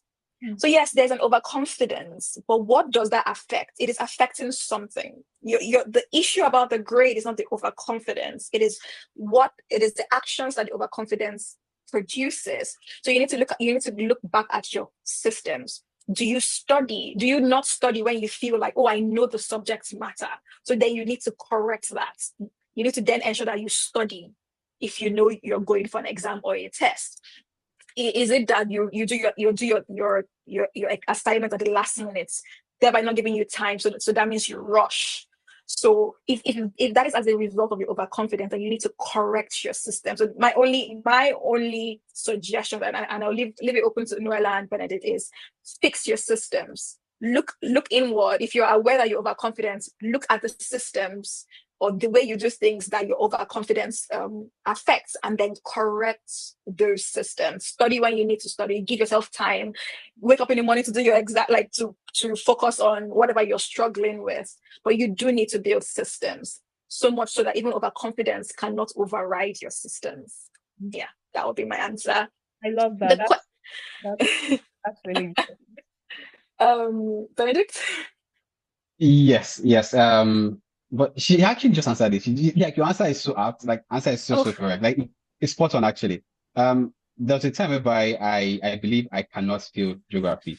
Like, I had that. So was this was like, yeah, I had that. Like, there was a period in my life whereby geography was the easiest thing for me. Like, everyone in the class knew. It's like, oh, geography, Benedict is the guy.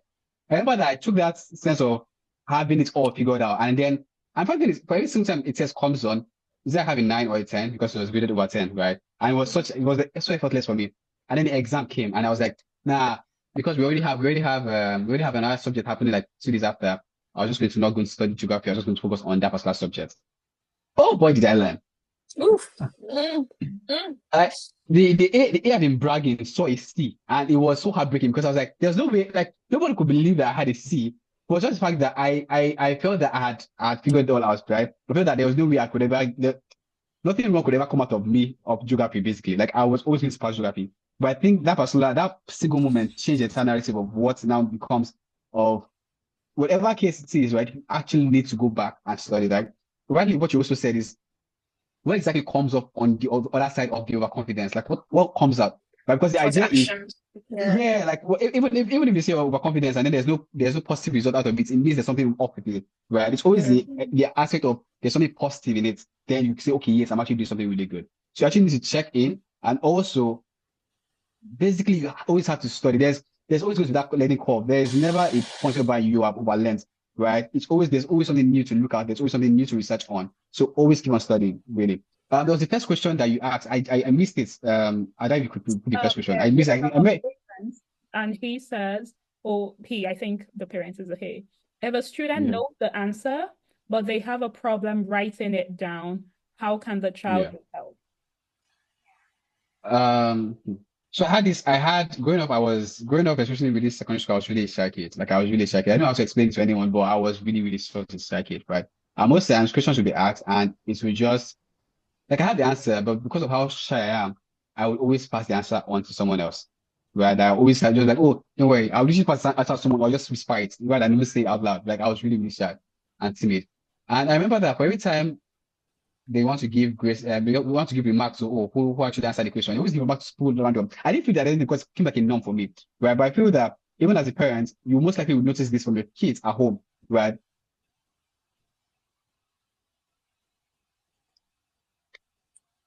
Oh, my device. Sorry. Is everything okay? Okay, I think we'll just wait to come back. All right. Sorry, Jane, do you want to speak on the? Yeah, so Noella put something in the chat. She said it's likely fear of getting it wrong that's making the student not want to write the answer. They have to feel safe to make a mistake. So yeah, that is definitely that's one way. I can relate to this because I see that it's very odd. I see that happen to me as an adult, whereby I know the answer. Like I'm in a meeting and I'm talking to people, I know the stuff, but I don't say it. And somebody else says what I had in my mind, and I'm like, I knew it, right? And it used to annoy me. But when I investigated or reflected, I realized that I didn't feel safe enough to say my thoughts for fear of reproach, of maybe somebody say, oh, that's not correct, right? So to Noella's point, there's obviously a fear there, and that needs to be addressed. The other way I took this question was in the moment, in the actual moment of an examination, you know the answer, but you have a problem writing it out. I took it to mean literal problem. And so I was thinking about, is there a learning disorder here? Is it that maybe you can't see, maybe visually there's an impairment, or maybe just writing is a challenge, and that would require for the parents and the teacher to do a lot of observation. So while there is the part of maybe there's an inner fear, but there's also the outward behavior that the child then exhibits, and as a parent or the teacher, you need to observe that to then ascertain what is really driving this. Is it just a fear, or is there something that is limiting their ability to actually put pen to paper? Yeah, thank you. I think if I would speak even just a bit further, I think that's something we used to do when we were kids. When I say kids, when you primary school, I think nursery school, when you start writing. You know how I don't know if those books still exist, but it will be A, B. The line question, the line books. And you have to keep imitating. That was how you writing. Yeah. Honestly, whatever you want to, if the issue is, even if they know the answer now, translating it on paper, they're not able to, it doesn't come across the same. They don't write it the proper way.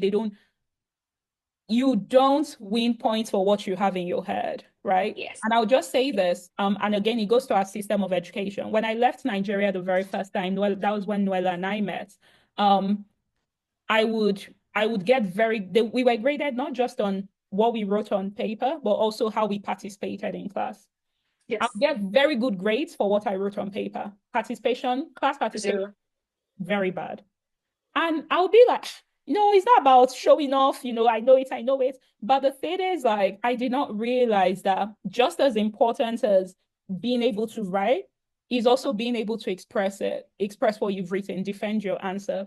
So for that student, first of all, know that low-key, you're even ahead of the curve of Nigeria. If you like to defend you can speak on it. But secondly, I think the thing to just do as a parent, if you've noticed that the issue is not, so there are people, when you ask them, they know. Okay, but why did you not write it down? If you've noticed that, how you can support, and I love that it's a parent asking this, thank you for being here, how you can support your child is engaging them to just try. If it's a situation of maybe there's something deeper, then you would figure it out then. But if it's a situation of them just having that fear, like Noella has said, then the more they try, which is what we've been saying here, systems, the more you try, the more you feel more confident, the more they get better, but they have to try. And I'm not a big fan of summer lessons that just puts kids in school to go and do the exact same thing they've been doing for 3 months. You put them back in school for 3 months. I think in a way it absorbs parents of the responsibility of engaging properly with the child to actually know what the issue is. So now that you know your child's problem is not the whole of mathematics or the whole of English or the whole of the school, their problem is writing. How about you engage them in a writing thing, let there be like a thing where every day they write something for you, they write an answer, you come back, 10, 20 minutes, both of you look at it, you tell them, okay, this is how I might have done it better or differently. Just like how Noella's dad engaged her with the news. My dad did a lot of that with the news and newspapers. We'll just be debating. Even when I don't know anything, I'll be. But the point is, there was that engagement. And so I wasn't afraid anymore. I wasn't, I was happy to. So that engagement as a parent, sir, please, if you can, that's something you can for your child. Just one last point to that. When you gave the example of Noella as well as your dad, I remember that when I was learning to tell the time, I knew the time. Let me be clear. I knew time. I just did not know time in the maths exam that I did. you know how when your parent tells you what's the time and you say the right hand is in between 1 and 2 and the left hand is at 6. I knew the 1, 2, 3s, but I did not know the concept of telling time. So, but my mom then wrote it out literally and made me write it, calculate it every single time. So I just wanted to give that example to buttress at that point, that engage the child. If it's a writing exercise, make them write. If it's a speaking exercise, make them speak. In my mom's case, it was go and tell the time on the paper. And that's how I was able to tell time, write it out on paper, and then say it as well when she asked me. So very important. And last but not the least, this question, it has a special place in my heart because it speaks to what we've been speaking about, support from your parents. The student who asks this question, I just want you to know that first of all, well done on putting in effort. Effort is the most important thing, and you're doing the most important thing. I cannot explain enough to you how that's the most important thing. As long as, there's this book I read, it's about basketball, but it's one of my best books. It says success is peace of mind you've earned, knowing that you've done everything you can possibly do, no matter the outcome. Peace of mind, knowing you've done. See, there are times you get A in an exam and you don't have, in your mind, you're like, and I didn't even study for this thing. Imagine if I studied, like in your mind, you're like, if I studied, but success is peace of mind. There is no easy way of addressing this, without maybe us, supporting your parents. And as a child, if you talk back to your parents, these things, there's no easy way.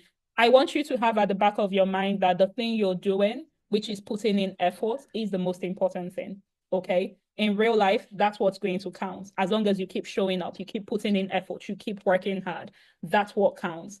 If you get A and they want 100, and again, don't put that unnecessary burden and pressure on yourself.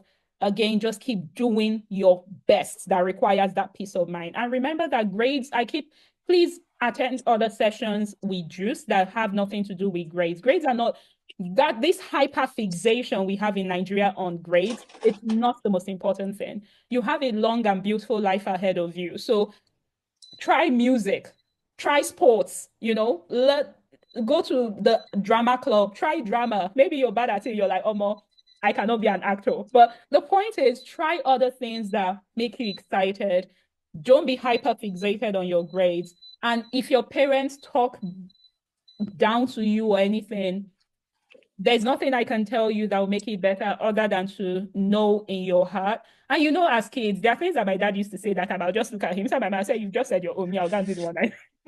But obviously, I'm not saying ignore them, because sometimes they sound advice and guidance and all of that. But when you've put in that best effort, there's nothing else you can do, okay? If you're a student on this platform, and if possible, if you would want us to support even on a more specific basis, one-on-one with your parents and stuff, that's something JuCE is created for. So you can reach out to us. Our website is JuCE Africa. I'm just typing it in the chat, juceafrica.org. You can reach out to us there. We will continue this conversation. I think Salome, if you're still on the call, Salome is our JuCE admin. Please drop our JuCE phone number so that he can specifically contact us if it's something you want us to speak about better.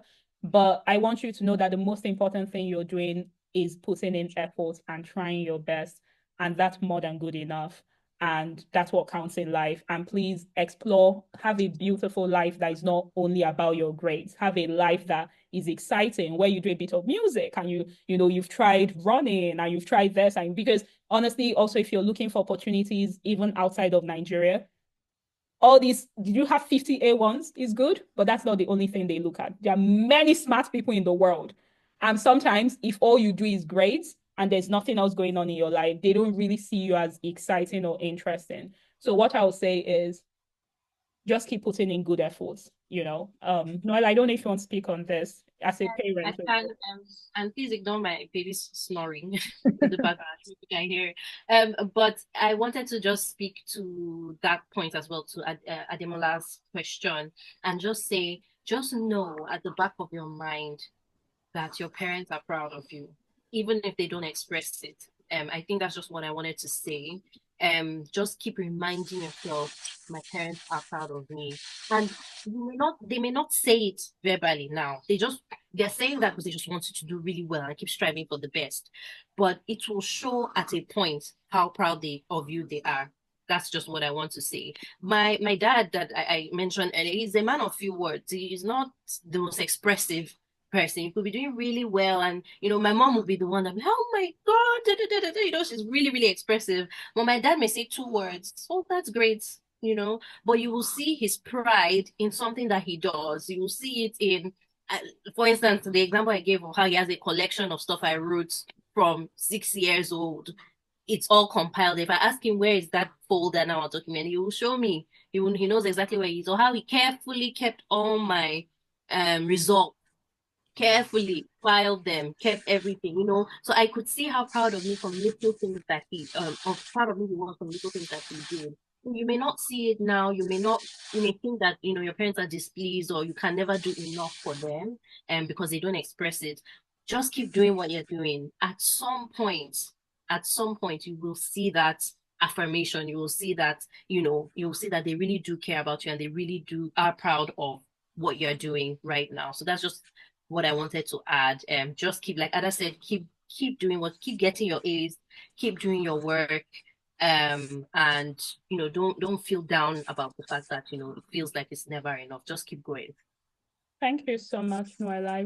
I really appreciate your time, even with your baby in the background. And I know we are way above our time, but like I said, I really like to take time for these type of conversations. There are not a lot of places secondary school students can have these types of conversations. So I like to take the time for it. But thank you so much. It's super appreciated. I'm just going to run through and say that next week, we're going to be talking more about research for universities, especially outside the country. We're going to be talking more about research. Last week, we took our students and we did like a step-by-step process. Okay, what's the next step? Okay, what do I do now? We're going to be continuing that next week. And upper week, we have a scholarship coordinator from one of the leading universities in the UK. She's going to be coming to talk to us about undergraduate scholarships in the UK. In fact, the word she used is Nigeria is such a big market and UK universities are very willing to give scholarships to Nigerian students. So please, if you're here and, for example, the student who is getting really good grades, even if you're not getting really good grades, come and learn how you can position yourself, for those types of opportunities, okay? And last but not the least, we have our bootcamp coming up in August. It's from the 18th to the 22nd. It's completely free. However, you must write an essay, and it's based on that essay. It's a 500-word essay, short essay, and the essay says, if you could be anything in the world, money is not a problem. What your parents want is not it's just anything. What would you be and why?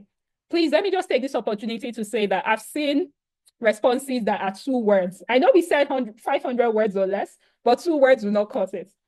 Somebody wrote multi-billionaire. I want to be a multi-billionaire too. But that would not cut it. So please take time to write. This is going to be open till early July, so 1st of July. So please take time to write. Like I said, I want to prioritize students who are showing up to these calls, even before we prioritize the outside world. So it's going to be in person, so not virtual. You'll be there, and we have we're going to be like doing robotics, building robots, doing a ton of leadership exercises, like a ton of fun stuff. So please have that in mind that is coming up. And like I said, this is our email. Our phone number is here in case anybody wants to contact us directly to ask for specific help, specific mentorship. If there is a course you want to do in university, you don't even know if they do it in Nigeria or what university outside of Nigeria, or if you're just interested in something, you want somebody to speak to you about it, that's why JuCE exists. So contact us on any of our platforms or on our phone number. We're very happy to connect with you. I'm just going to say an enormous thank you to Noella, to Jane, Benedict in absentia. I think his phone overheated and ran and died. But thank you so much, guys, for first of all sharing about your lives and your experiences. But secondly, just taking time as well to pour into the secondary school students here. I always say that I learn a lot, and I'm an adult, so I can imagine as a secondary school student listening to this, 1 or 2 things you're able to get that would support you. So thank you so much, guys, for that incredible work and for sharing. Thank you to the parents who are here. It makes me so excited when parents are here. But thank you to the students who are here. Some of you, I know you in person. To the students who are joining us for the first time, I'm really excited that you're here, Camila, and I think there's someone else. Ozora as well. I think this is your first time here. Thank you so much for joining. We do this every 2 weeks. The link is always the same. So you can just click on this link again, same time, 11 a.m. Nigerian time. You just join. We're always talking on different topics. So yes, but thank you so much, everybody. Have a lovely weekend. And yes, take care. Bye-bye. Thank you. Thank you. Bye. Bye. I'll stop recording as well. Okay. Oh. Bye, Debbie. Take care. Okay, I'm going to end the call then. Bye, everybody.